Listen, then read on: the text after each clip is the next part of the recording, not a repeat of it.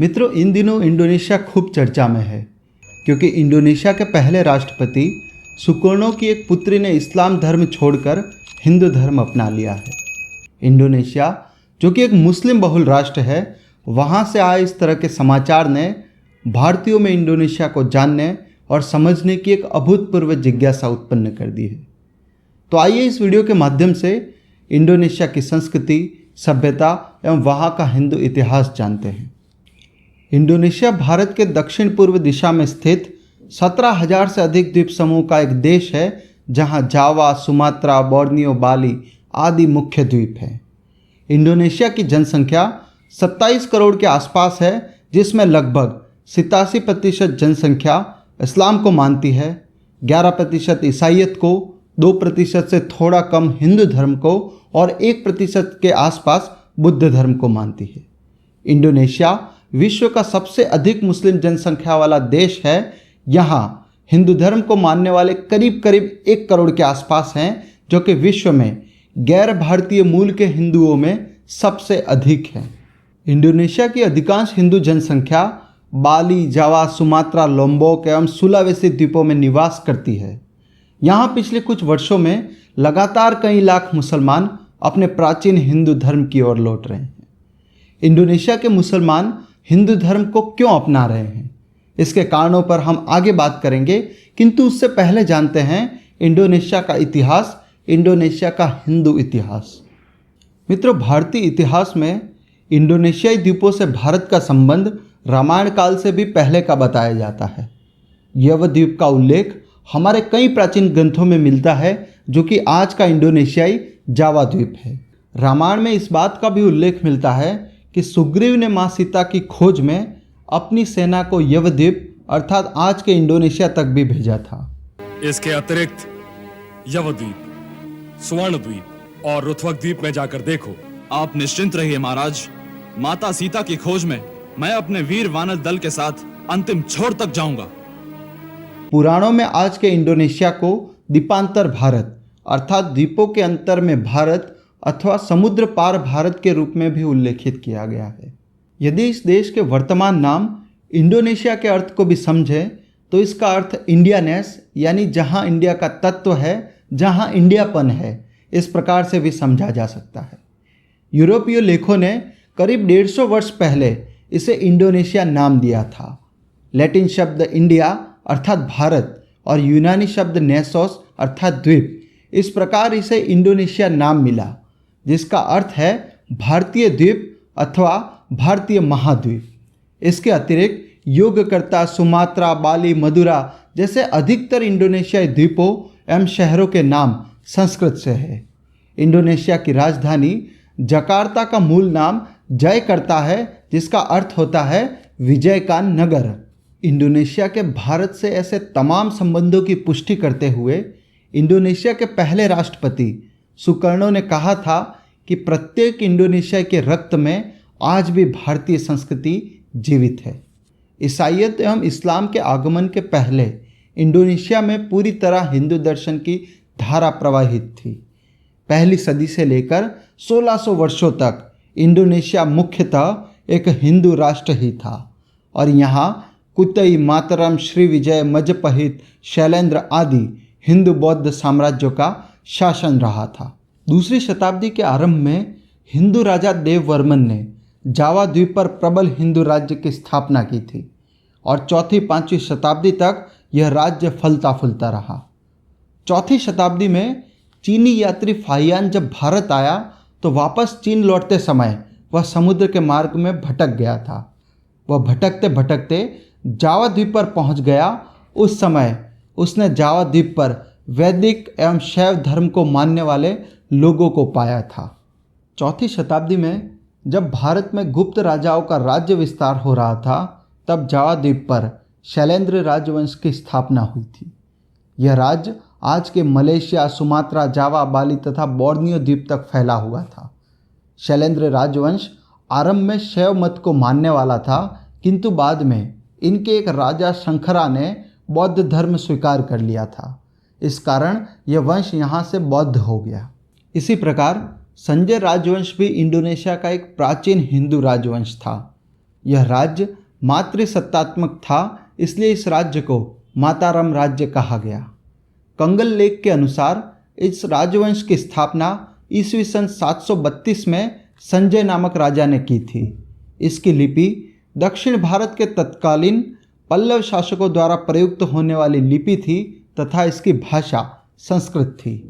संजय वंश के राजाओं ने मध्य जाव में विश्वविख्यात शिव मंदिर बनवाया था तथा जाव द्वीप पर हिंदू संस्कृति का प्रचार प्रसार किया था।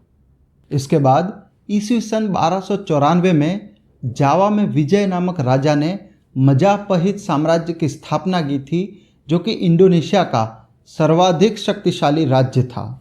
इसी वंश में ईस्वी सन 1350 में हायम वुरुक नामक राजा हुए, जो कि इस वंश के सर्वाधिक शक्तिशाली राजा थे, और उनका मंत्री गजमद सबसे वीर एवं बुद्धिमान था।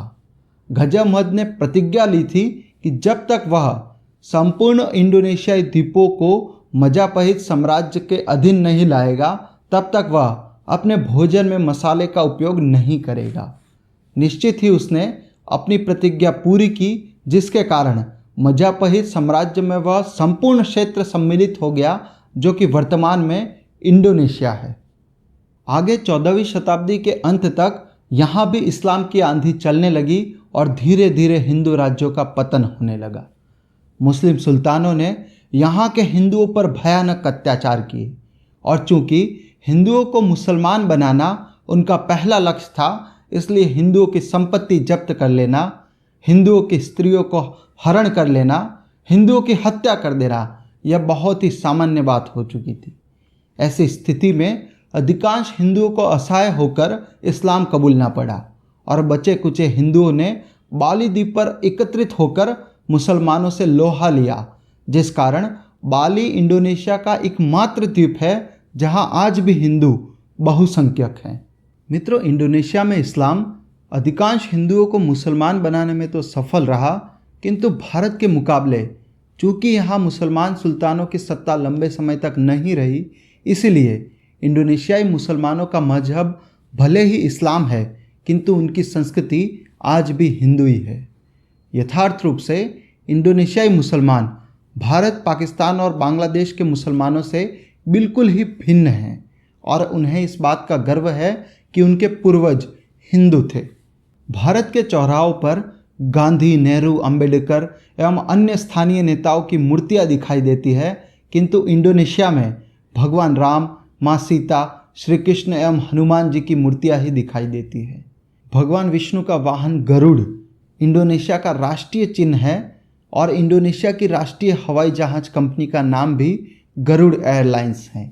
इंडोनेशिया में भगवान गणेश को अध्ययन, बौद्धिकता, समझबूझ एवं ज्ञान का देवता माना जाता है। इसीलिए देश के राष्ट्रीय पुस्तकालय को पर पुस्तकन गणेश या गणेश पुस्तकालय कहा जाता है।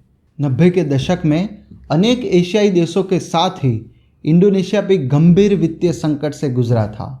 अमेरिकी डॉलर के समक्ष अपने रुपए की कीमत को स्थिर करने हेतु यहाँ की सरकार ने अनेक कदम उठाए थे, किंतु उन्हें सफलता नहीं मिली।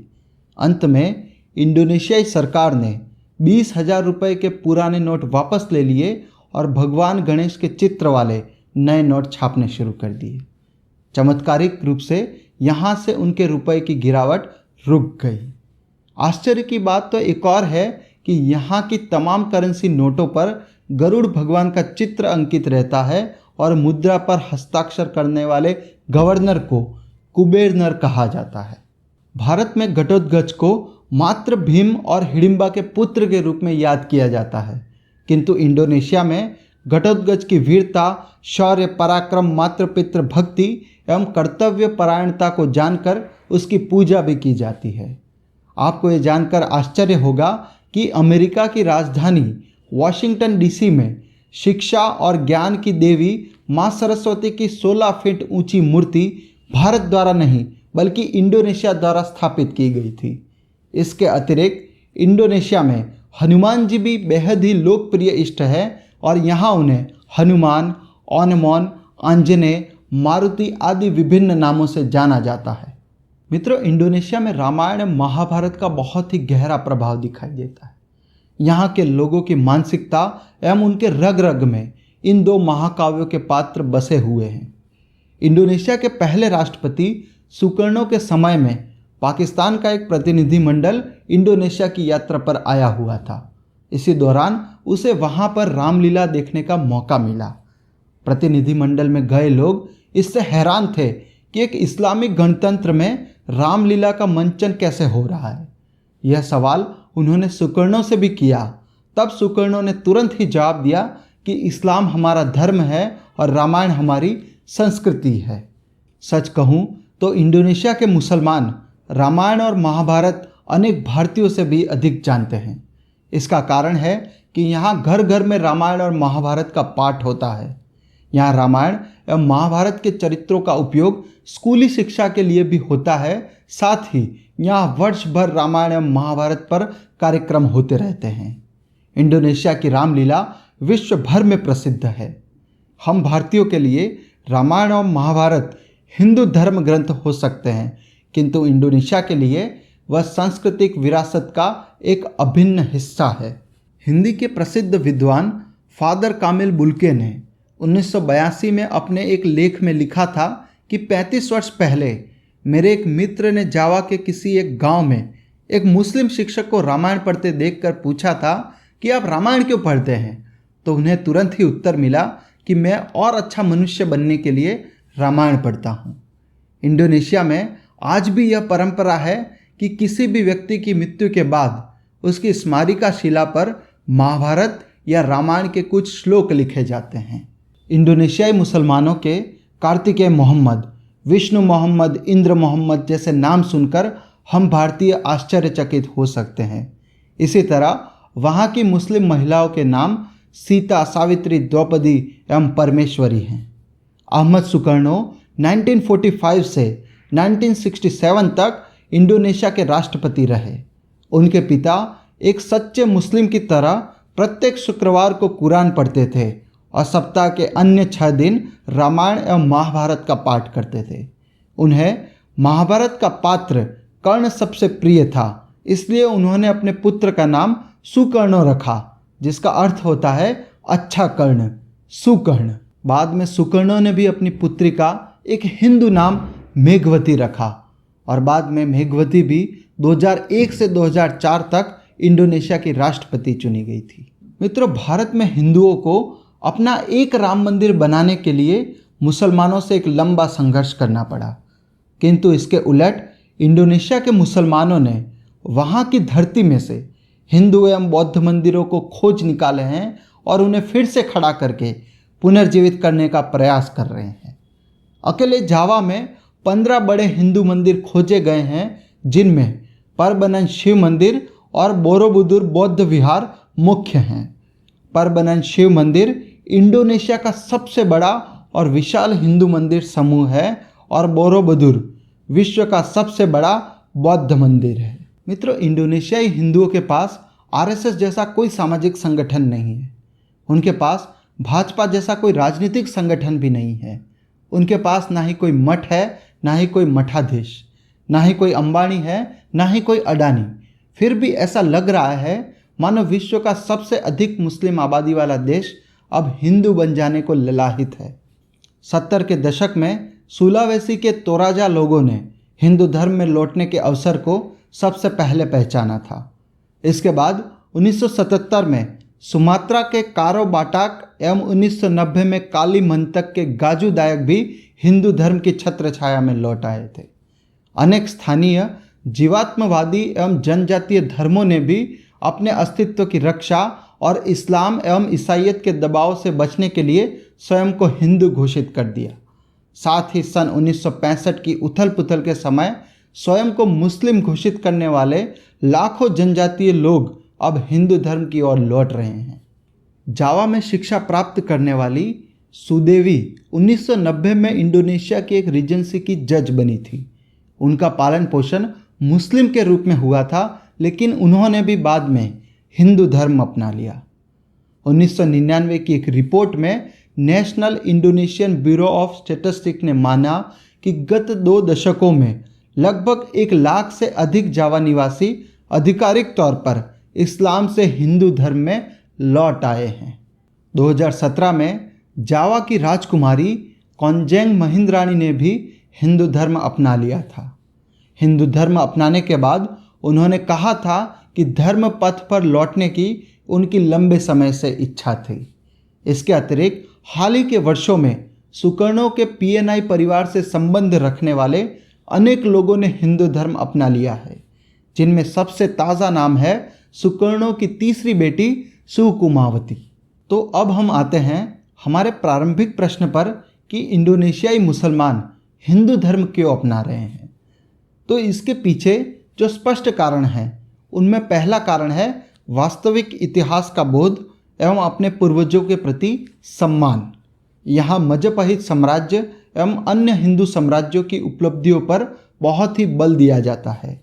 गजमद जैसे हिंदू सेनापति यहाँ के नेशनल हीरो हैं, जिस कारण अपने इतिहास के मूल धर्म में जाना अथवा अपने पूर्वजों के धर्म में वापस जाना यहाँ गौरव का विषय बन गया है।